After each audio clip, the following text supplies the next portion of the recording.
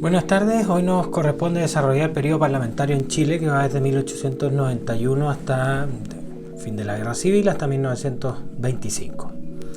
La verdad es que son 34 años con nulos avances en materia social, un desorden e irresponsabilidad política bastante grande, con una problemática social de proporciones, un proceso de urbanización sumamente precario, producto principalmente de la migración campo-ciudad, ¿no? que se va a dar hacia fines del siglo XIX, principios del XX, y el hacinamiento de los conventillos, las enfermedades, los bajos salarios, la explotación, pésimas condiciones de vida, digamos en general, que van a afectar a la clase obrera y que van a ser definidas con el concepto de la cuestión social, ¿no? A partir del periodo parlamentario, la explotación del salitre en Chile va a tener su época dorada, ¿no? Entre 1900 y 1920. Es un periodo en que las exportaciones de nitrato van a significar grandes ingresos para el país. La Primera Guerra Mundial va a intensificar el consumo de materia prima, específicamente de esta materia prima para los explosivos. Acuérdense que siempre se usó como fertilizante, pero ahora también se usa como materias primas para los explosivos.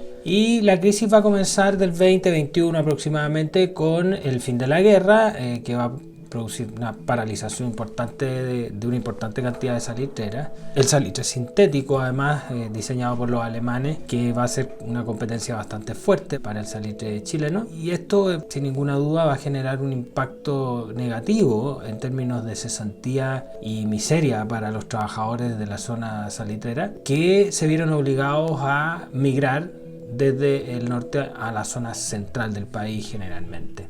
Ya el ciclo del salitre se va a cerrar definitivamente con la Gran Depresión de 1929, evidentemente.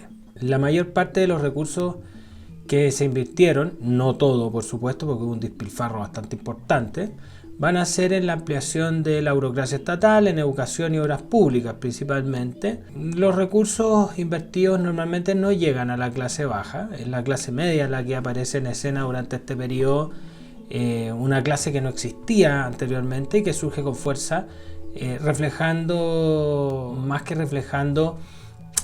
aprovechando, digamos, la ampliación del aparato estatal, ¿ya? Porque son los funcionarios públicos, parte de la clase media, la ampliación del comercio, la incorporación a la oficialidad militar, ¿ya? Y el crecimiento del sistema escolar también, ¿ya?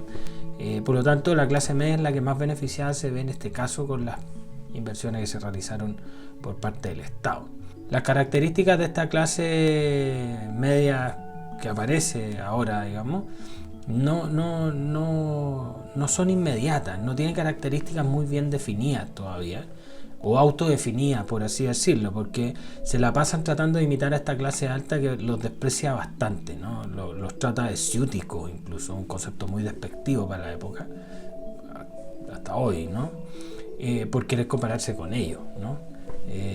No es hasta la segunda mitad de 1915, 1920 aproximadamente, cuando esta clase media se termina empoderando y asume su condición de clase, ¿no?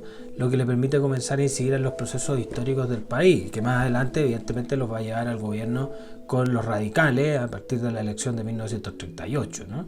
Una clase media que sí muestra características fuertes ya de una identidad desarrollista y estatista, ¿no?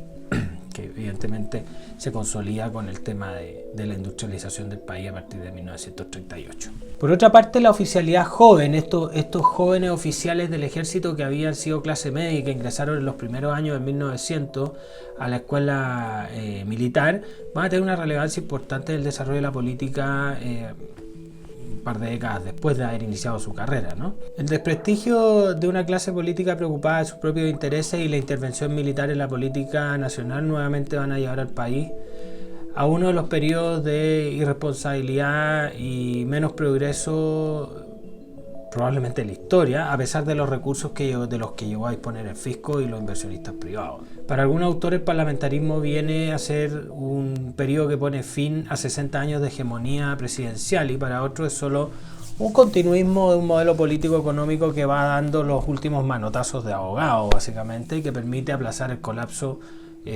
unos años más. Se supone que se hizo una copia del parlamentarismo inglés, pero no existe comparación, semejanza entre ambos bajo ningún concepto.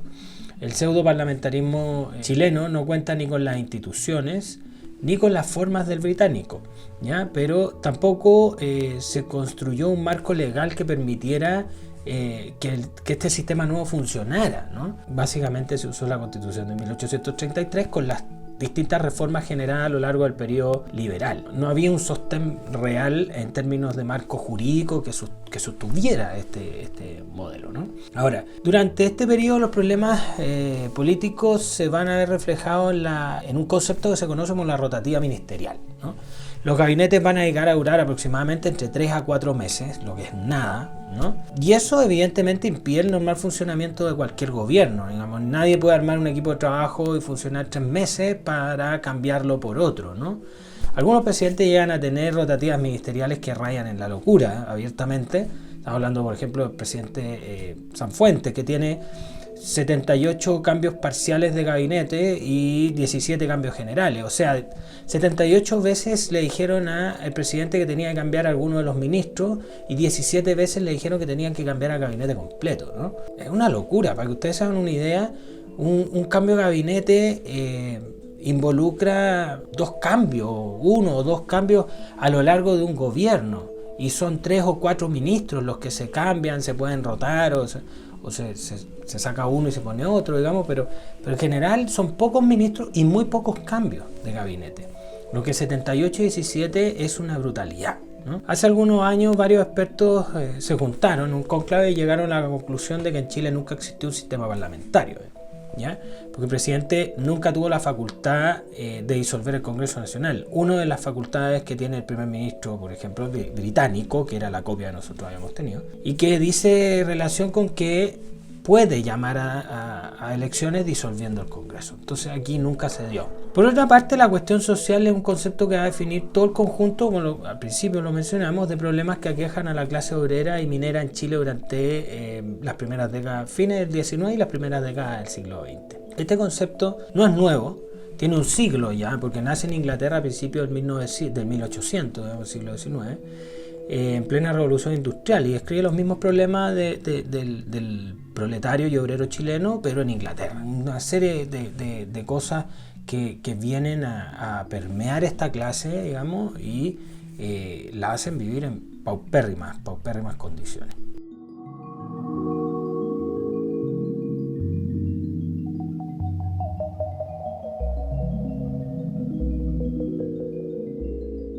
Hacia fines del 19 se producen además avances en materia tecnológica en el campo, lo que va a provocar un aumento del desempleo y esta migración, ¿no? Que va juntándose, porque la cuestión social nace además de la cantidad de gente que llega a la ciudad en una parte y a los sectores mineros en otros, que son muchos de estos desempleados campesinos que vienen hacia Santiago o van hacia Antofagasta, etcétera, hacia el norte a trabajar en las salitreras buscando mejores condiciones de vida, pero ni Santiago ni esos lugares tenían la infraestructura ni en viviendas, ni en puestos de trabajo, ni urbana en general para recibir a tal cantidad de gente. Entonces esto evidentemente va a ser un factor que incide dentro del fenómeno de la cuestión social.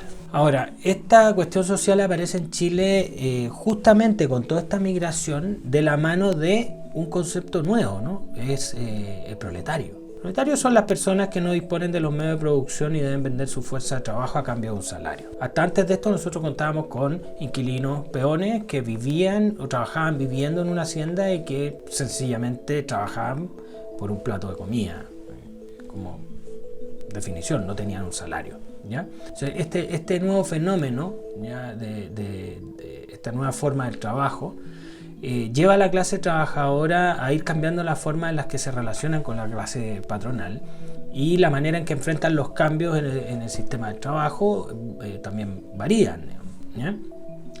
Por ejemplo, las distintas organizaciones que existen en Chile ya a partir de 1850, un poquito antes, un poquito después, dependiendo de los autores, digamos, van a cobrar mayor relevancia y van a reorganizarse y van a comenzar a exigir derechos. Lo que en un momento fueron ayudas mutuas a través de las mutuales, posteriormente se transforman y que fueron apoyadas por muchos terratenientes, digamos, y conservadores, luego se transforman a mancomunales, a sindicatos y posteriormente a sociedades de resistencia.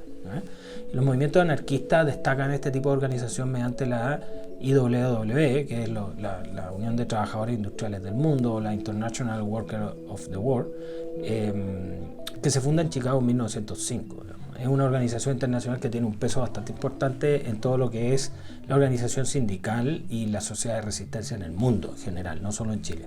Este tipo de organizaciones en general fueron primero, como les decía, de ayuda mutua, luego sindicales por demandas laborales y posteriormente van a transformarse en partidos políticos, en postulados políticos, ¿no?